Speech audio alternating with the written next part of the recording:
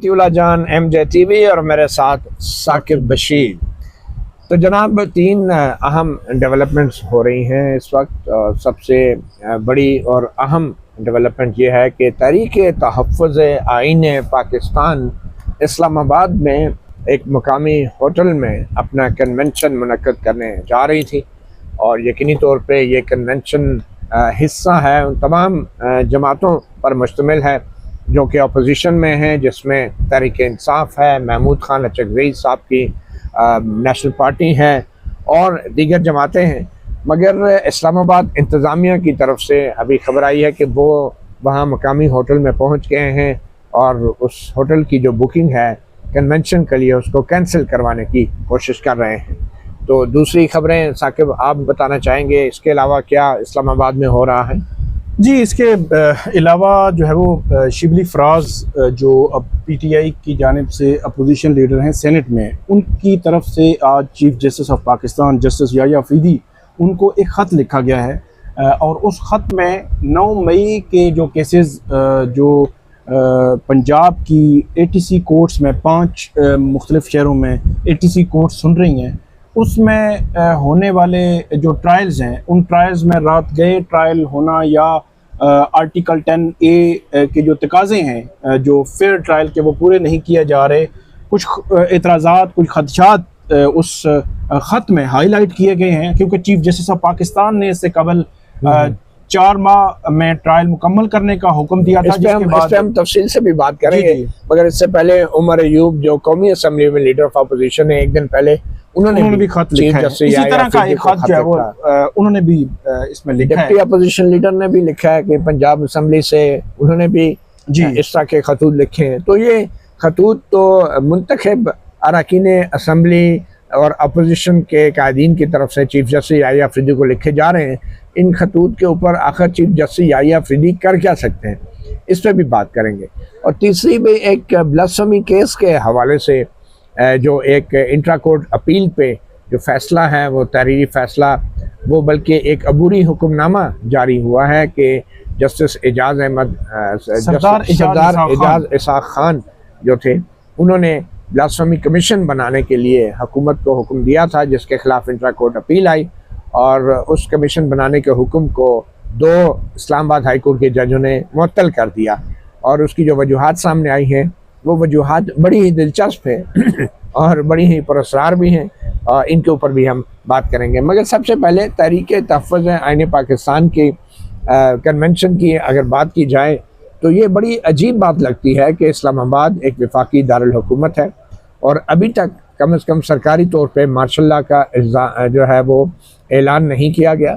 और एक सिविलियन हुकूमत है। शहबाज शरीफ वज़ीर आज़म हैं, ख़ुद को मुंतखब वज़ीर आज़म कहते हैं, मगर इस्लामाबाद में एहतजाज करने की किसी को इजाज़त नहीं है। बल्कि हाल ही में एक जो कौमी असम्बली से पास किया गया मतनाज़ा कानून था गैर कानूनी एहतजाज करने वालों के हवाले से, उसमें 6 महीने की सज़ाएँ भी सुना दी गई एक मकामी अदालत की तरफ से।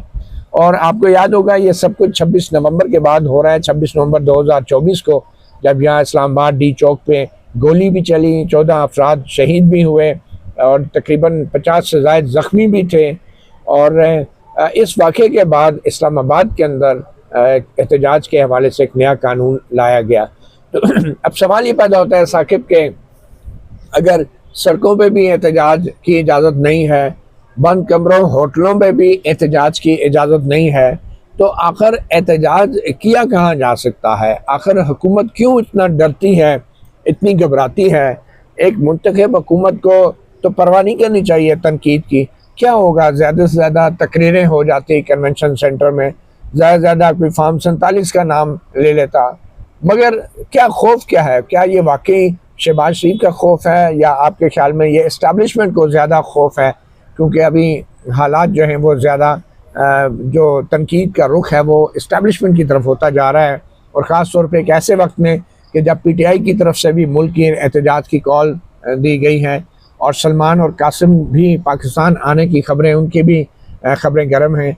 तो क्या लग रहा है आखिर हुकूमत क्यों इतना पैनिक कर रही है, और होटल्स में भी और बंद कमरों में भी, छतों के नीचे भी एहतजाज करने की इजाज़त नहीं? एक तो अगर आप जायज़ा लें थोड़ा सा, जब ये पीटीआई की हुकूमत थी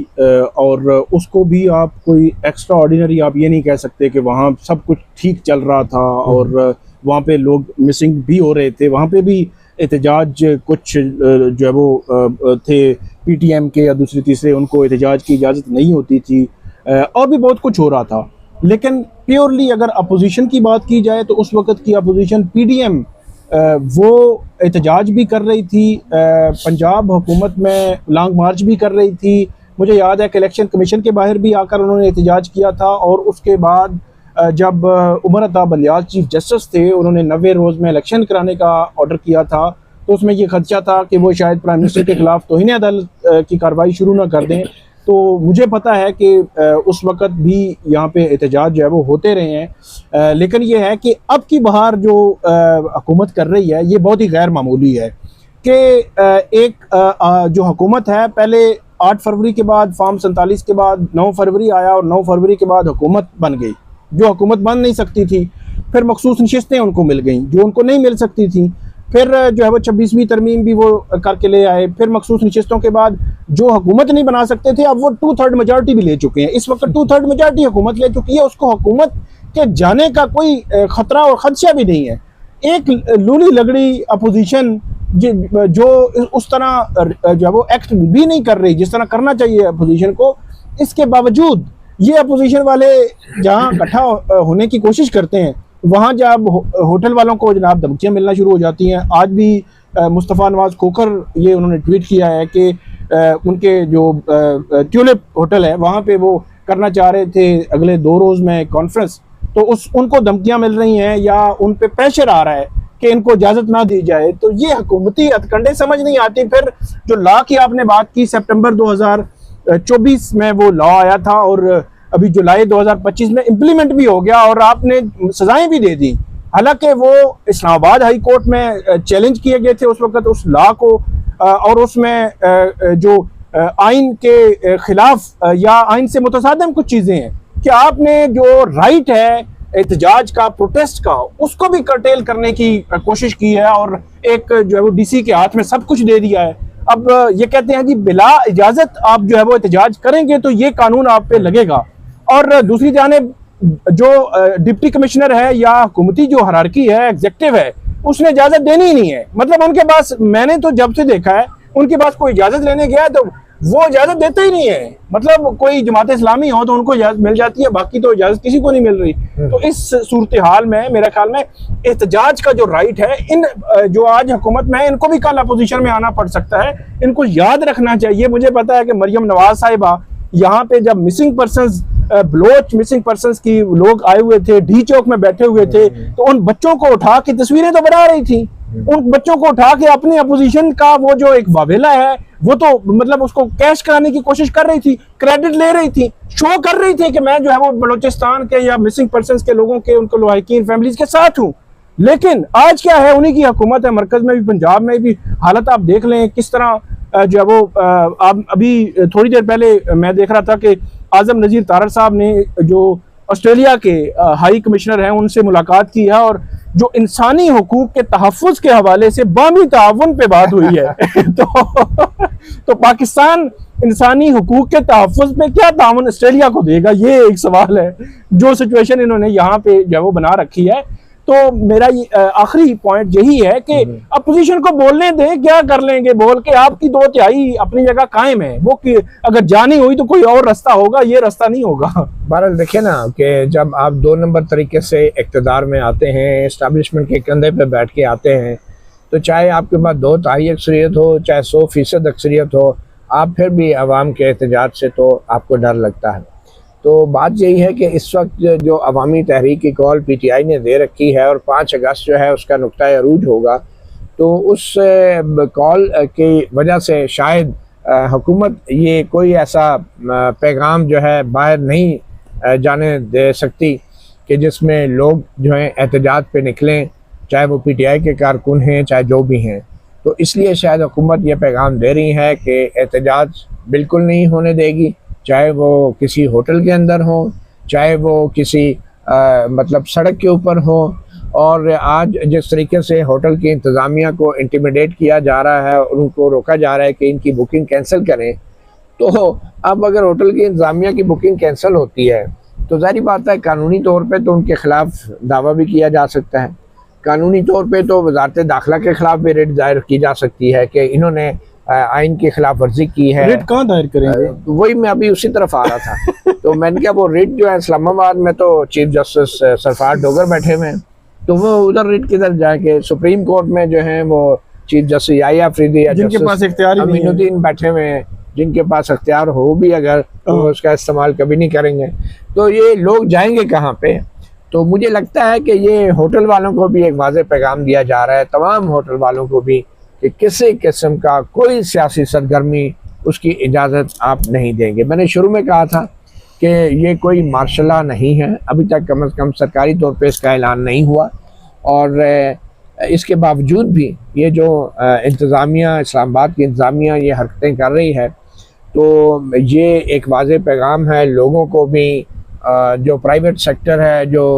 होटल हैं उनको भी, सियासी जमातों को भी, कारकुनों को भी, और ये पैगाम हमें अदालतों से भी मिल रहा है सज़ाओं की सूरत में, जो हमें अभी सुनने को मिल रही हैं कि 10-10 साल कैद सज़ाएँ सुनाई गई हैं 9 मई के मुकदमात में, और आप देखेंगे कि आने वाले दिनों में जो है मज़ीद 9 मई के मुकदमात में सज़ाएँ सुनाई जाएंगी, और ये 5 अगस्त गुजर जाएगा, और फिर 12 अगस्त को जो अब बेंच बनाया गया है वो बड़ा दिलचस्प है। जस्टिस मियां गुल हसन औरंगज़ेब का, उनकी जो बेंच पे मौजूदगी है वो एक उम्मीद की किरण हो सकती है पीटीआई वालों के लिए, और साथ में जस्टिस शफी सदीकी है, शफी सदीकी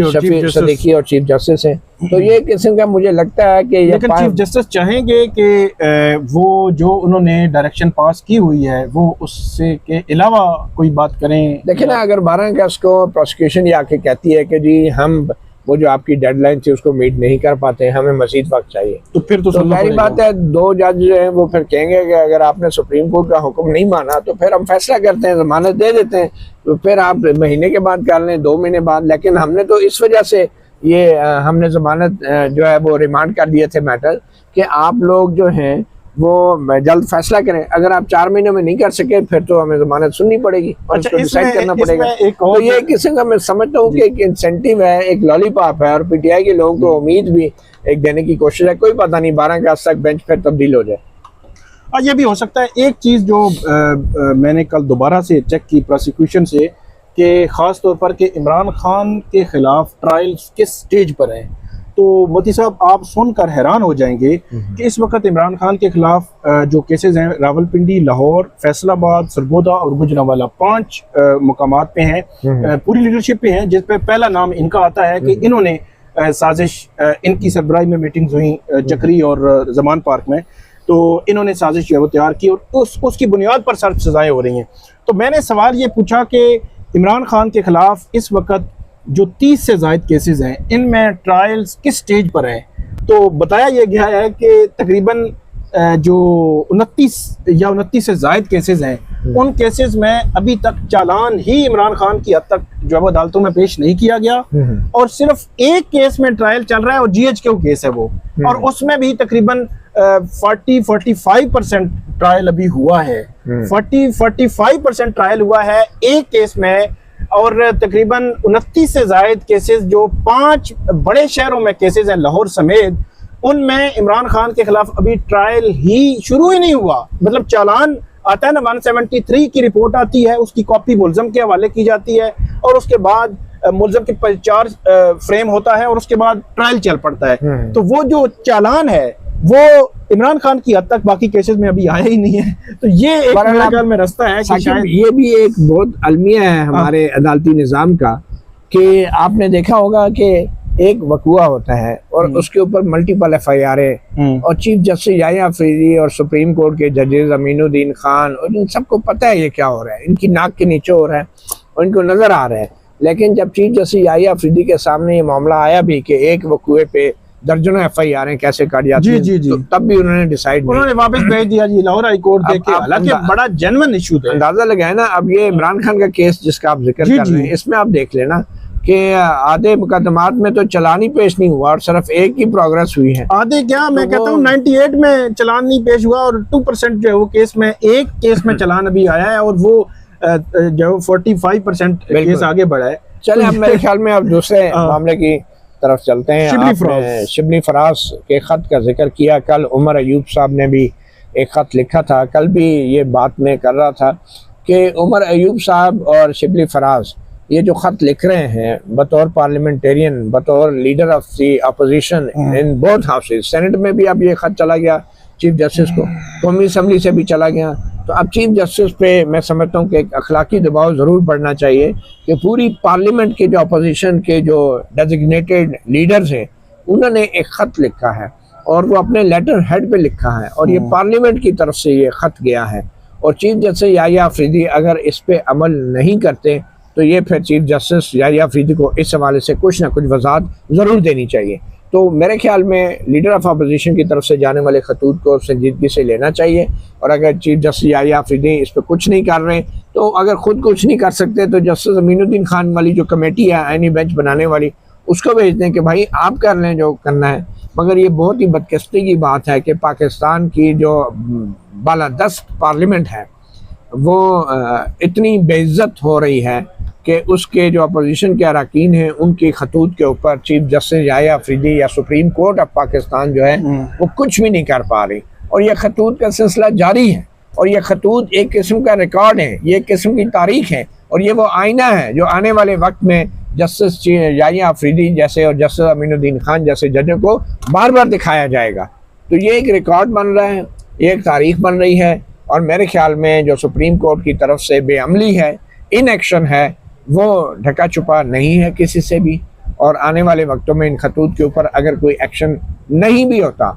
तो कम से कम तारीख की अदालत में, अवाम की अदालत में चीफ जस्टिस याहिया अफरीदी और जस्टिस अमीनुद्दीन खान को इसका जवाब दे ज़रूर होना पड़ेगा। अच्छा, इसमें एक जो चीज़ है वो भी बड़ी अहम है, हो सकता है कि अपोजिशन लीडर पंजाब जो है वो भी खत लिखते लेकिन उनको क्योंकि नाअहल कर दिया गया, कल हमने उस पर बड़ी तफसील से बात की थी, उनको जो है वो साइडलाइन कर दिया गया, सज़ा हो गई 10 साल उनको और अब अगला नंबर उमर अयूब साहब का भी है और शिबली फराज साहब का भी है। उन्होंने उससे पहले कि उनका नंबर आए उससे पहले अदलिया को और चीफ जस्टिस ऑफ पाकिस्तान को झंझोड़ने की कोशिश की है कि ये आप मामलात किस तरफ जो है वो लेकर जा रहे हैं। और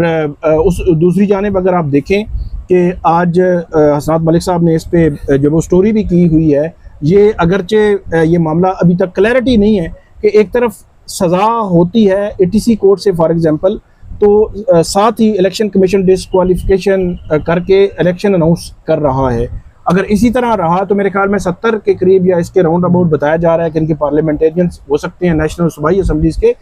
तो उस तरह तो फिर जो है वो एक पूरा इलेक्शन, आधा इलेक्शन जो है वो खुल जाएगा। और उसमें सवाल ये हसनात मलिक साहब ने उठाया कि जो कन्विक्शन है वो अगर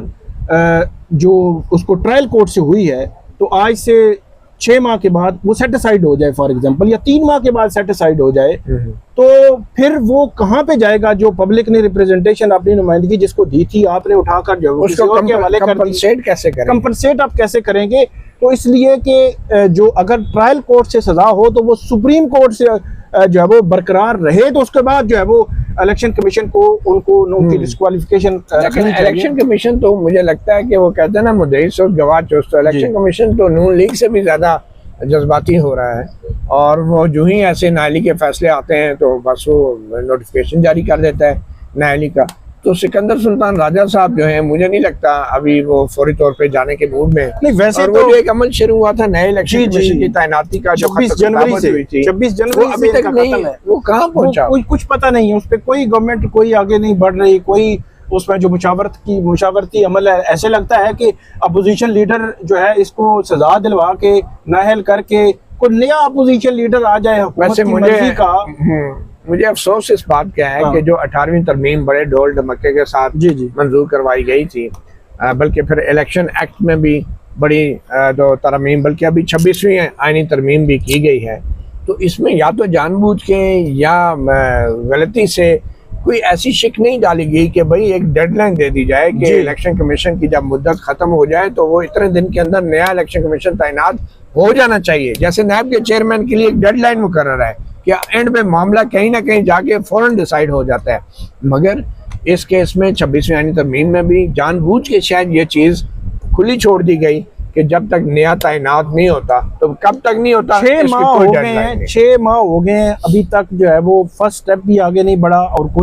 और सबसे बड़ी बात कि इलेक्शन कमीशन पर इतने सीरियस सवालात है कि उसने पहले तो जो फॉर्म 47 वाला इल्ज़ाम आता है कि इस हुकूमत को नशिस्तें दी, फिर उसके बाद स्टेप बाय स्टेप के मखसूस नशिस्तों के केस पर जो फैसला था उस पर अमल नहीं किया, साल पूरा फिर निशान छीनने पर। तो इतने सीरियस सवालात हैं इस चीफ इलेक्शन कमिश्नर पर। और जो 2 मेंबरान हैं जो 26 जनवरी को जिनकी रिटायरमेंट बनती है, मेरा ये ख्याल है कि पहले ही बड़े इल्जाम थे। अब जो है वो हुकूमत के हक में आप फैसले करेंगे या इस किस्म का रवैया जब आप लगेगा कि आप शाह से ज्यादा शाह के वफादार हैं, आपको तो चाहिए। मैं तो सिकंदर सुल्तान राजा साहब पर हैरान होता हूँ कि उन्होंने अपना एक सिविल सर्विस का अपना जी दौर गुजारा है, वो सेक्रेटरी लेवल से रिटायर्ड हुए हैं, उसके बाद 3 साल अपना जो है वो चीफ इलेक्शन कमिश्नरी भी गुजार ली है, और उनका लेवल जो है वो इतना भी नहीं है कि यार आपने लाइफ गुजारी है, आपको अच्छे अल्फाज से जो वो याद रखा जाए। अच्छे अल्फाज से क्या दें, अब जो कुछ हो चुका है उसके बाद तो वो कह रहे होंगे कि बस अब जो हो गया अब क्या हो सकता है, अब अच्छे अल्फाज उसका क्या बिगाड़ सकते हैं। तो मेरे ख्याल में एक बंदे में एक सेल्फ रिस्पेक्ट होनी चाहिए। जो सिविल सर्वेंट होता है उसकी थोड़ी बहुत तरबियत होती है, उसके अंदर एक सेल्फ रिस्पेक्ट होती है, सेल्फ एस्टीम होती है, थोड़ी सी उनकी कोई अपनी नज़रों में कोई इज्जत होती है कि भाई आपने मुद्दत पूरी कर ली है, आप घर जाएं। आप जो है मुस्तार लेके नहीं, आप नौकरी कर रहे हैं, अपनी नौकरी से नहीं। देखें उमर अयूब जिन्होंने नया चीफ इलेक्शन कमिश्नर तैनाती में बतौर अपोजिशन लीडर एक स्टेक होल्डर हैं, उमर अयूब के खिलाफ 3 किस्म के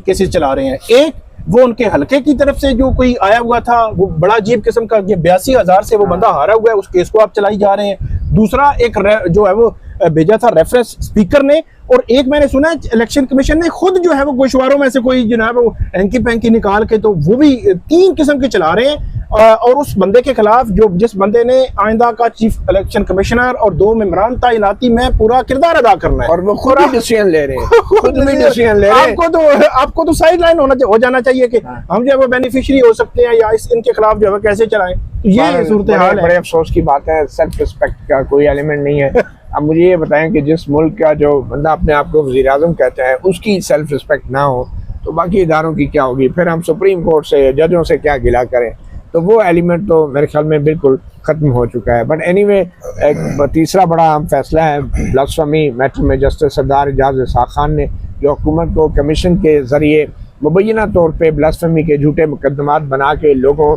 से मफाद हासिल करने का जो एक गैंग पे इल्ज़ाम था, उसकी तहकीकात का हुक्म दिया था। तो वो तहकीकात जो हैं, अदालती तहकीकात कमीशन के ज़रिए जो होनी थी, उनको 2 जजों ने उन तहकीकात को रोक दिया है, और जो तहरीरी हुक्मनामा जारी हुआ है वो भी बड़ा ही अजीबो गरीब एक हुक्मनामा है। पहली तारीख पर ही, पहले दिन ही दूसरे फरीक को सुने बगैर ही चलें आपने ऑर्डर मुअत्तल कर दिया कि कमीशन ना बने आर्जी तौर पे। मगर फिर जो आपने वजूहात दी वो तो ऐसे दी कि बगैर दूसरी साइड को सुने आपने अपना सोच जाहिर कर दी, माइंड जाहिर कर दिया, आपने दिल की भड़ास निकाल दी, और आपने जो है एक ऐसे तारीखी फ़ैसले को मुअत्तल कर दिया कि जो फ़ैसला करने की जुर्रत आज तक पाकिस्तान की तारीख में बहुत कम जजों को नसीब हुई है। तो जस्टिस सरदार एजाज इसाक खान ने जो भी फ़ैसला किया वो लाइव था, वो सारी दुनिया ने देखा था, और वो लाइव प्रोसीडिंग देखी थी, और सबको पता था कि उसमें क्या हक़ाइक़ सामने आ रहे हैं। और आपने कमरा अदालत के अंदर बैठ के न सिर्फ ये उसको मुअत्तल किया बल्कि उसकी वजूहात भी बयान कर दी है। हालांकि आप दूसरी साइड को नोटिस देते वक्त अगर आप कोई ऑर्डर मुअत्तल करते भी हैं तो उसकी सिंपल वजह ये होती है कि प्राइमा फेसाई आपको लगता है कि ये ऑर्डर जो है इस पर फौरी अमल नहीं होना चाहिए। आपने तो बड़े भरपूर अंदाज से उस ऑर्डर के खिलाफ अपना माइंड भी जाहिर कर दिया, और अब नोटिस बाद में फिर आपने दिया, तो क्या हो रहा है इसमें जो पॉइंट है वो ये है कि जो अभी डिवीज़न बेंच जो है इंट्रा कोर्ट अपील में जस्टिस खादम हुसैन सुमरू हैं और जस्टिस आज़म खान, उनकी जानिब से पॉइंट्स ये उठाया गया है कि एक तो जो सिंगल बेंच है उसने इस्लामाबाद की उनका दायरा इख्तियार बनता था, उन्होंने इससे भी बियॉन्ड जो है वो गए हैं और इससे बाहर के केसेस को भी टच किया है। एक और दूसरा जो है वो पॉइंट उन्होंने ये किया है कि कुछ केसेस में फैसले हो चुके थे तो इसलिए उस पर कमीशन जो है वो नहीं बन सकता या उनको जो है वो नहीं खोला जा सकता 2 पेयर। अच्छा, इसमें सबसे जो बेहतर था, अच्छा जो सस्पेंशन है, सस्पेंशन तो अल्टीमेटली बज़ाहिर लग रहा था कि होनी है, लेकिन फिर इंट्रा कोर्ट अपील में डिवीजन बेंच को ये चाहिए था कि जिस तरह ये केस पहले डे टू डे चलता रहा है अब भी सस्पेंड कर देते और कहते कि ठीक है हम इसको सुनते हैं और डे टू डे सुनते हैं और छुट्टियों में ही हम सुनते हैं और इसका फैसला करते हैं। उसमें बेहतर होता कि फ्री कैन आते और फ्री कैन अपनी आर्गूमेंट्स देते, 15, 20, 25 दिनों में डिवीजन बेंच इस केस को सुनता, फैसला करता ए या बी किसी के हक में भी, और अगले सुप्रीम कोर्ट का फोरम था या जो भी है वो कर लेते। ये कि उसको आफ्टर समर वेकेशन मेरा ख्याल में नहीं रखना चाहिए था, अभी इसको सुन के फैसला कर लेते। जो भी फैसला जो है वो डिवीजन बेंच ने करना था, उनके पास रेमेडी है इंट्रा कोर्ट अपील की। देखें, मेरे ख्याल में जो इस्लामाबाद हाई कोर्ट के 2 जजेस हैं उनको ये भी मालूम था कि अगर कमीशन बन गया, अगर उसकी तहकीकात हुई तो इस्लामाबाद की जो ज़िला अदलिया है जहाँ पे मुल्ज़मान को सज़ाएँ हुई हैं तो वो अदलिया भी बेनकाब हो जाएगी। वो कमीशन जो है तहकीकात के दौरान कुछ ऐसे शवाहिद भी सामने आ सकते थे कि इस सारे गैंग में जो मुबैना गैंग जिसको हम कहते हैं ब्लास्फेमी गैंग, इसमें न सिर्फ ये कि कुछ वकला मुलव्वस थे, उसमें ज़िला अदलिया के जजेस भी मुलव्वस हो सकते हैं और पहले ही शवाहिद आ चुके हैं कि FIA के एहलकार भी इस गैंग में मुलव्वस थे। तो मुझे लगता है कि ये अपने ट्रैक्स को छुपाया गया है, अपने दागों को धोने की एक कोशिश है जो अदलिया के ऊपर अल्टीमेटली लगने थे। और सबसे बढ़ के ये कि जिन 2 जजों ने इस हुक्म को मुअत्तल किया है उनमें से एक जस्टिस आज़म खान है और जस्टिस आज़म खान ने तस्लीम किया और रिकॉर्ड से भी ज़ाहिर है कि उन्होंने कम से कम 1-2 केसेस ऐसे सामने आ गए हैं कि जो उन्होंने ब्लास्फेमी केसेस के बतौर सेशन जज सुने और उनकी ज़मानतें मुस्तरद की। तो ये मामला जस्टिस आज़म खान को भी चाहिए था कि वो इस बेंच पे ना बैठते। और आखिर में वो जो एक दलील दी जाती है कि सज़ाएँ हो चुकी हैं मुल्ज़िमों को इस मुल्क में, आपको याद है जुल्फ़िकार अली भुट्टो को सज़ाए मौत हुई 45 साल पहले और फिर सुप्रीम कोर्ट ने 45 साल बाद जाके अभी पिछले साल आपको याद हो तो ये करार दिया था कि वो फैसला गैर मुनसफ़ाना ट्रायल था। तो अगर 45 साल बाद एक वज़ीर आज़म के अदालती कत्ल के ऊपर सुप्रीम कोर्ट ये कह सकती है कि वो ट्रायल गैर मुनसफ़ाना था, तो क्या वजह है कि इस्लामाबाद हाई कोर्ट जो है ब्लास्फेमी के मैटर्स में किसी मुल्ज़िम के ट्रायल और सज़ा को गैर मुनसफ़ाना करार ना दे सके? क्या वजह है? ये कैसी अदालत है? मेरे ख्याल में कमीशन को TORs में ये लिखना चाहिए था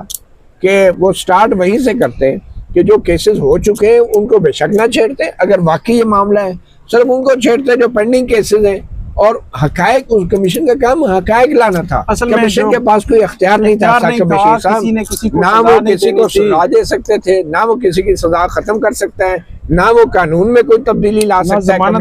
ना जमानत दे सकता है किसी को। कमीशन ने सिर्फ सिफारिश करनी थी कि ये जो गैंग है क्या ये इसका वजूद है या नहीं, और ये जो लोग हैं अगर इनके पास शवाहिद आ गए इनके खिलाफ तो फिर इन लोगों के खिलाफ हुकूमत कार्रवाई करे। तो बस कानून के मुताबिक हुकूमत ने कार्रवाई करनी थी। और सबसे बढ़ के ये कि जो भी कमीशन बनता है उसकी रिकमेंडेशन हुकूमत पे बाइंडिंग नहीं होती, मगर मुझे लगता है कि हुकूमत मजहबी जमातों ख़ास तौर पर मौलाना फजल रहमान और दीगर मजहबी जमातों के दबाव में है और शिद्दत पसंद तंजीमों के दबाव में है, और हुकूमत इस वक्त जो है मजहबी जमातों को नाराज़ नहीं करना चाहती, और हुकूमत सच्ची बात मैं कहूँगा कि वो ब्लैकमेल हो रही है, और ये वो हुकूमत है जो मजहबी जमातों से पहले बहुत सी कुव्वतों से ब्लैकमेल हो चुकी है।